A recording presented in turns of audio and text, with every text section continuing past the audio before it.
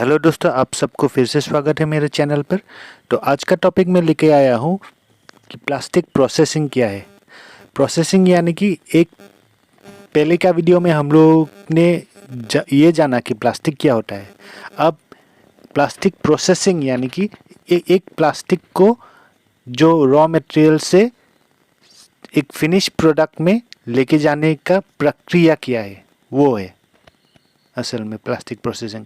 और plastic processing का methods कि कौन कौन सा मेथड यूज़ करके हम लोग एक प्लास्टिक प्रोडक्ट बना सकते हैं, और वो प्लास्टिक मटेरियल चूज़ करने के लिए हम लोगों का कौन कौन सा फैक्टर्स जानना चाहिए, वो है प्लास्टिक प्रोसेसिंग फंडामेंटल्स। तो आइए देखते हैं आगे।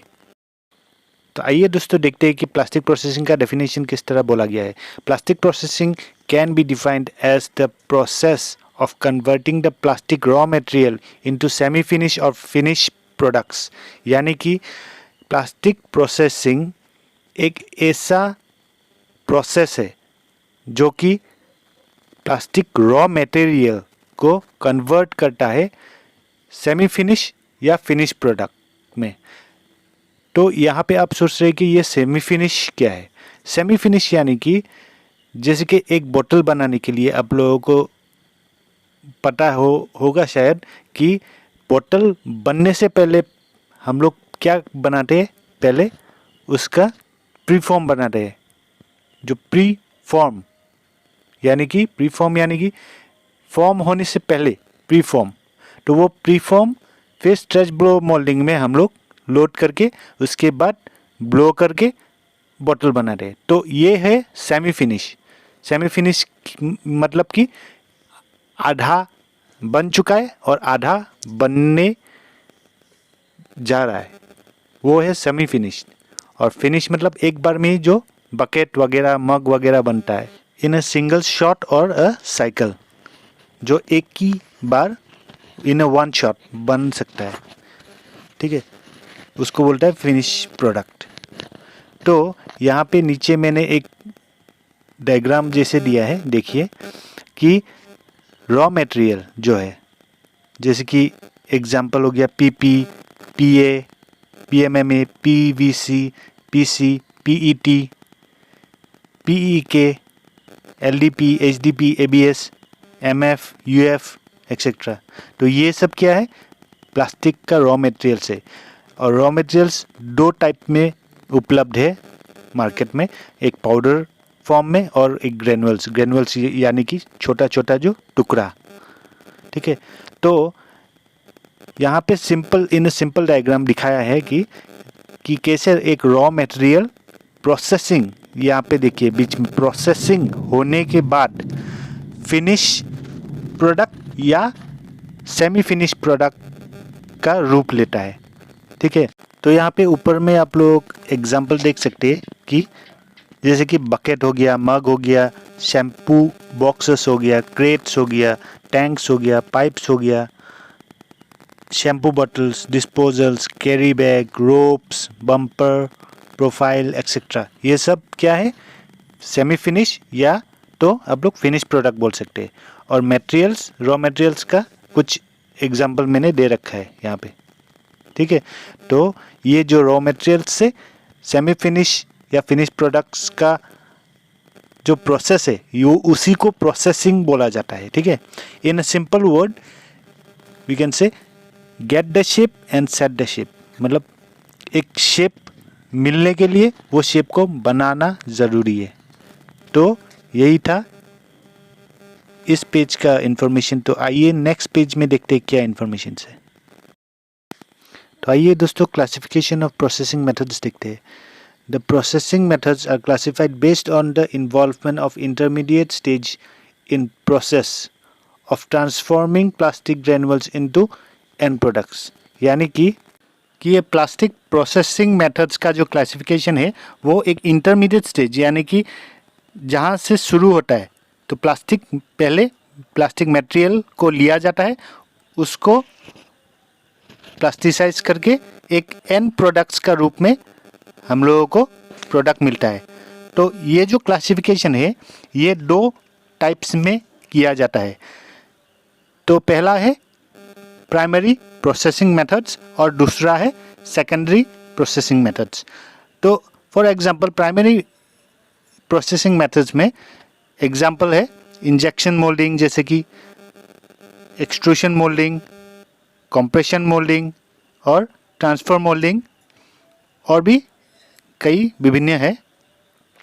तो सेकेंड हो गया सेकेंडरी प्रोसेसिंग मेथड। तो इसमें क्या क्या मशीन आता है देखिए, रोटो moulding, thermoforming, coating, casting, FRP, fabrication method और कैलेंडरिंग।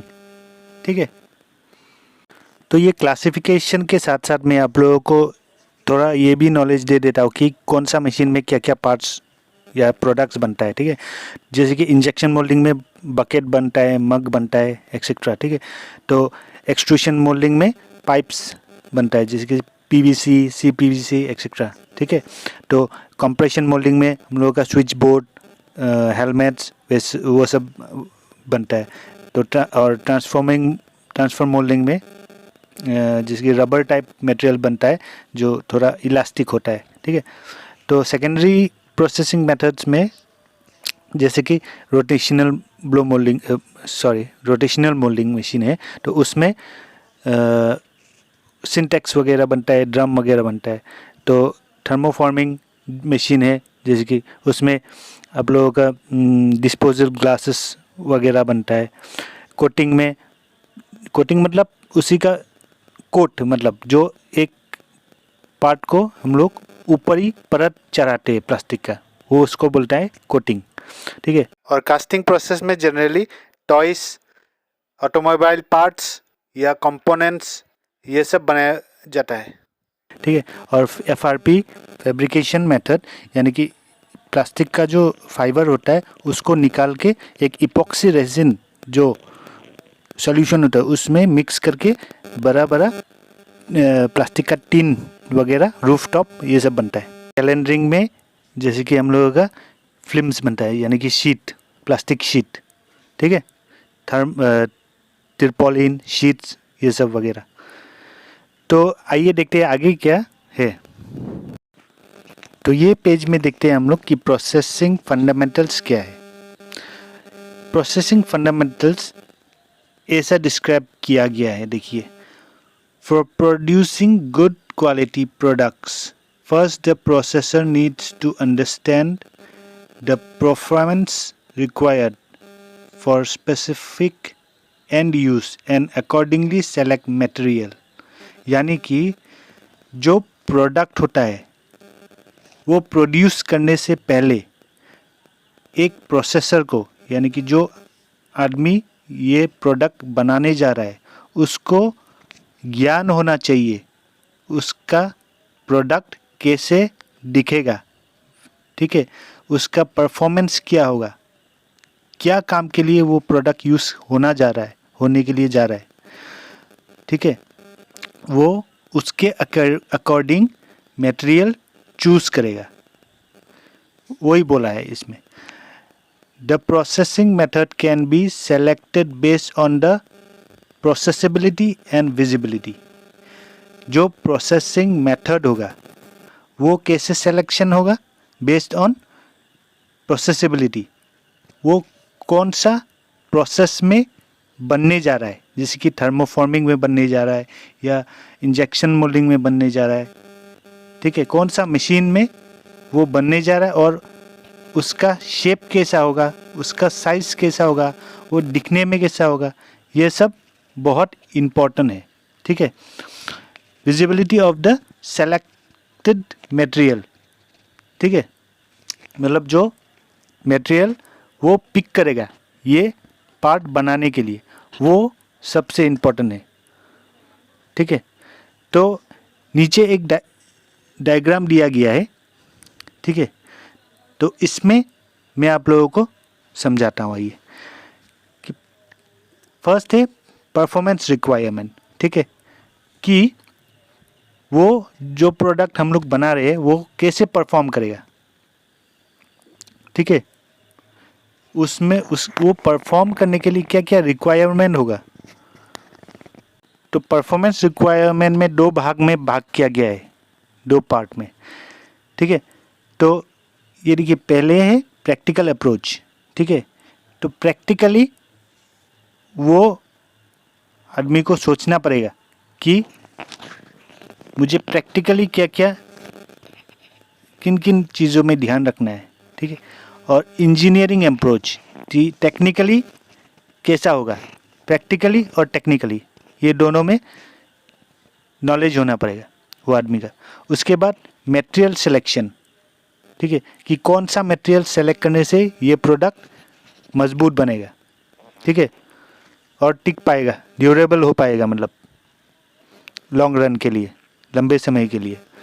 तो मटेरियल सिलेक्शन के बाद यहाँ पे 3 चीज़ और ध्यान में रखना पड़ेगा कि प्रॉपर्टीज़, जो मटेरियल वो चूज़ कर रहा है उसका प्रॉपर्टीज़ कैसा है, यानी कि वो धूप में कैसा रिएक्ट करता है, उसमें क्या क्या क्वालिटीज़ है, वो सब है प्रॉपर्टीज़।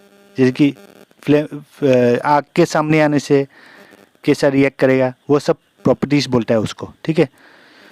और प्रोसेस, कौन सा प्रोसेस में ये चीज़ बनेगा। उसके बाद कॉस्ट, बनने के बाद उसका कॉस्ट कितना होगा, कि प्राइसिंग कितना में बेच सकता है वो।